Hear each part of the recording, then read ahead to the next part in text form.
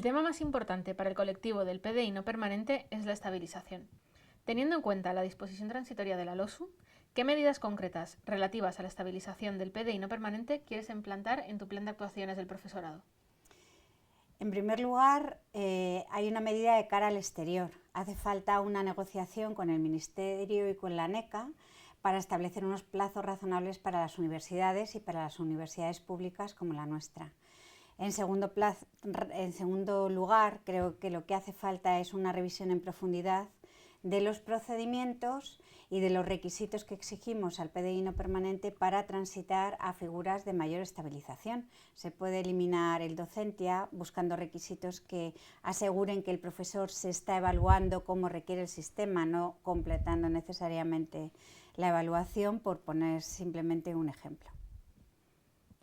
Enfrentándonos a una situación económica incierta, ¿cuál quieres que sea tu política de empleo en los próximos años respecto del PDI no permanente?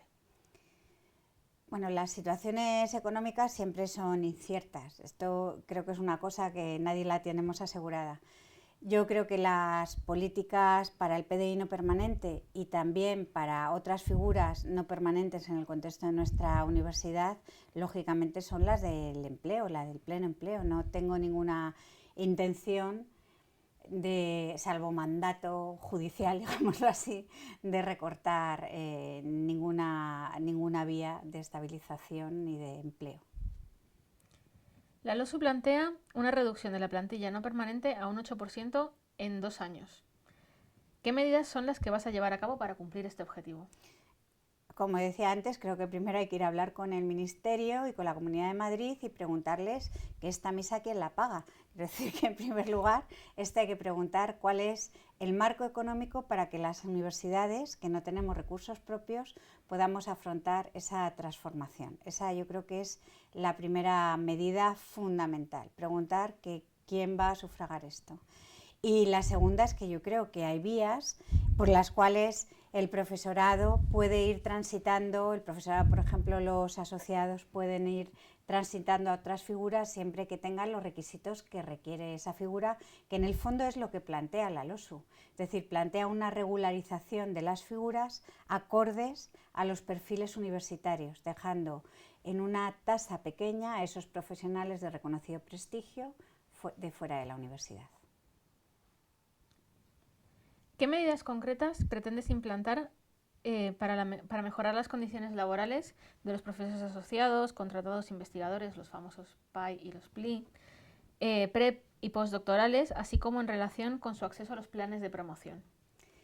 Yo creo que, vamos a ver, los predoctorales, yo creo que lo que tienen que tener es garantías para poder terminar la tesis doctoral, que en el fondo es la puerta de acceso al ámbito de la docencia y de la investigación universitaria. Yo creo que en eso estamos todos de acuerdo.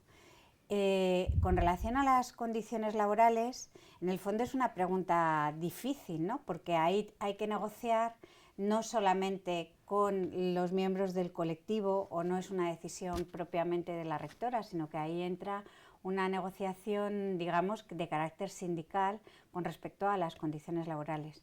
Yo creo que hay que apoyar, hay algunos recursos propios, especialmente vinculados a las figuras meramente investigadoras, que sí se pueden reforzar, pero las otras vienen desde otros procesos en los que hay que entrar en un diálogo, no depende solamente de un rector o de una rectora. Siendo el PDI no permanente las figuras más vulnerables de la universidad y conociendo las situaciones poco ortodoxas que a veces ocurren, ¿qué medidas quieres tomar para proteger a los PDI no permanentes de estas situaciones? Es una pregunta difícil porque no hay soluciones fáciles, no hay soluciones lineales. Yo creo que el PDI no permanente tiene que tener claros cuáles son los canales a los que puede recurrir para, digamos, guarecerse, para evitar esa vulnerabilidad. Yo creo que hay, como si dijéramos, dos esferas, dos niveles, ¿no?, de estas situaciones, digamos, anómalas, minoritarias, pero que suceden. Por un lado hay algún canal que seguramente lo que necesite es una política clara de mediación y poner a disposición de los recursos siempre que haya la posibilidad de llegar a acuerdos en un contexto, digamos, mediado, negociado. Y luego, si la situación es tan extrema que sobrepasa el espacio de la mediación, pues recurrir a figuras que intermedien, protegiendo a la parte más débil, dando garantías a todos los implicados.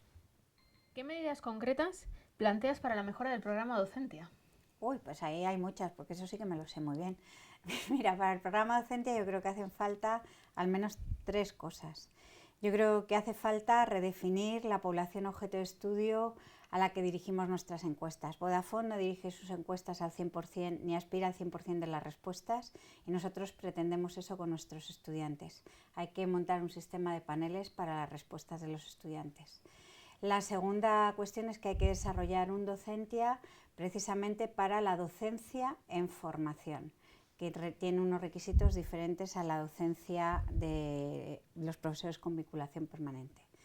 Y la tercera cuestión importante es que hay que desarrollar un Docentia para la evaluación de grupos pequeños y actividades docentes tuteladas, como los TFGs o los TFMs. La investigación en el colectivo del PDI no permanente a veces se hace muy cuesta arriba por diversos motivos. ¿Qué actuaciones querrías llevar a cabo para favorecer la capacidad investigadora, el liderazgo y la creación de nuevas líneas y grupos de investigación liderados por PDI no permanente? Bueno, yo creo que ahí, las nuevas líneas, el liderazgo, etcétera, yo creo que eso depende esencialmente del PDI no permanente. Yo creo que es importante que reforcemos con recursos propios tanto a los grupos de investigación consolidados, independientemente del estado en el que estén, como líneas y proyectos de investigación liderados por el PDI no permanente. Pero eso pasa por reforzar la dotación en investigación en fondos propios, que es lo que depende de nosotros. En relación con la evaluación de la calidad docente, muchas veces la docencia del PDI no permanente se encuentra atomizada al ser los últimos en elegir. ¿Qué medida propondrías para acabar con esta problemática? Para la atomización, bueno, hay asignaturas, hay materias, hay ámbitos de conocimiento donde la atomización es inevitable, porque la docencia que ellos proponen tiene esas características, afecta al no permanente y afecta al permanente. Eso es difícil de resolver si es el modelo docente que tiene la facultad, eso es complicado. Pero en el caso del PDI no permanente, en el que el modelo docente de las facultades no se encuentre en ese paraguas, lo que yo sí que creo es que hay que establecer una dinámica de comunicación con los departamentos para evitar que el PDI no permanente no es que elija el último, sino que elija con la cantidad suficiente de docencia para poder ser evaluado, independientemente de cuáles sean los límites que nosotros fijemos para esa docencia evaluable, ¿no? Que creo que es lo que hay que definir ahí. Al PDI no permanente, con la carga docente y de investigación que tiene, le resulta muchas veces difícil estar al tanto de las cuestiones de gestión de la universidad. ¿Crees que sería necesaria alguna actuación para ayudar al colectivo del PDI no permanente a estar adecuadamente informado sobre la gestión y el funcionamiento de la universidad? Y en caso afirmativo, ¿qué propuestas tendrías? Bueno, llevo en el programa una medida concreta que es tanto para el PDI no permanente como para el PDI de nueva incorporación, aunque sea un catedrático, que sería una especie de kit de bienvenida, una especie de Accede Complutense, me parece que lo he llamado, que en el fondo habla de la estructura, de las herramientas de gestión y de los mecanismos que nos dotamos en la gestión universitaria. Yo creo que eso es importante como herramienta. Y luego también hay algunas cuestiones vinculadas a la docencia presencial, que hay veces que el PDI no permanente no está especialmente familiarizado con algunos de estos elementos, seguir manteniendo ese tipo de cursos. En cuanto a las cuestiones de gestión, es que yo creo que la gestión, más allá de la estructura, la gestión se hace como lo de montar en bicicleta, mientras uno va montando. Es decir, no es lo mismo coordinar un título que estar en la admisión de determinados procedimientos. Eso es lo que yo creo que es diferente. ¿Tienes alguna propuesta para ampliar los convenios con editoriales y mejorar la difusión en abierto de los resultados de la investigación que se hace en la Universidad Complutense?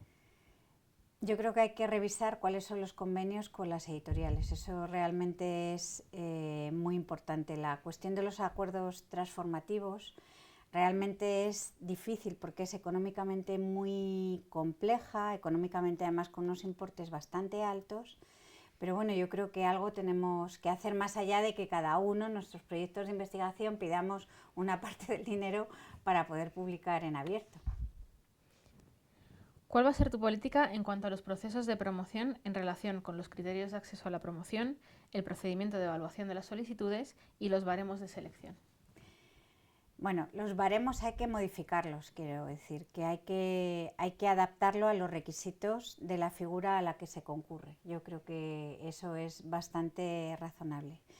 Los otros elementos que planteas, en el fondo, pasan por la lógica de todo lo que planteo en el programa. Es decir, yo creo que hay que simplificar los procedimientos, hay que eliminar requisitos que son innecesarios y que ralentizan el acceso a la estabilización de los profesores. Y entonces yo creo que hacer un análisis de qué medidas protegen al profesorado complutense y cuáles no, cuáles agilizan el acceso a la función docente e investigadora en la parte de vinculación permanente y cuál no, yo creo que eso es la parte, digamos, más importante. Si sales elegida el día 29, cuando empieces a elaborar tu plan de estabilización y promoción que quieres implementar, ¿en qué manera podrá colaborar el PDI no permanente en esa elaboración? Bueno, yo creo que hay que tener un proceso de diálogo con todos los colectivos, no solamente con el PDI no permanente. Yo creo que seguramente hay que tener, como si dijéramos, una estrategia con varias patas. Está la parte de las necesidades estructurales de los departamentos y de los centros, están las legítimas aspiraciones laborales y académicas del PDI no permanente y luego está todo el tema de procedimientos internos en las secciones de personal de las facultades y también del rectorado. Creo que apoyarse en esas tres patas para el desarrollo de procedimientos simplificados creo que es muy importante, creo que es esencial, pero creo que no hace falta solamente un ojo o un conjunto de ojos, creo que hacen falta los tres conjuntos de ojos, necesidades estructurales, PDI no permanente y servicios de profesorado. ¿Qué te diferencia del resto de los candidatos y por qué tiene que darte la comunidad universitaria, específicamente el PDI no permanente, la confianza para liderar la universidad? Bueno, yo creo que me diferencian algunas cosas. Me diferencian que yo he tenido no sé, la valentía de presentar un programa altamente estructurado. Creo que eso es importante, tiene un nivel de concreción bastante alto. Es decir, se ve lo que voy a hacer, por dónde voy a ir. En segundo lugar, creo que es un programa que está contrastado con muchas personas de muchos colectivos, con mucha experiencia detrás. Yo creo que eso es importante. Y en tercer lugar, y creo que es el más importante, y es que desde el principio yo he venido hablando de la simplificación y de la agilización de la carrera académica. Y creo que eso está claramente establecido en el programa. Creo que esa agilización de la carrera académica a quien más repercute, a quien más le afecta es al PDI no permanente.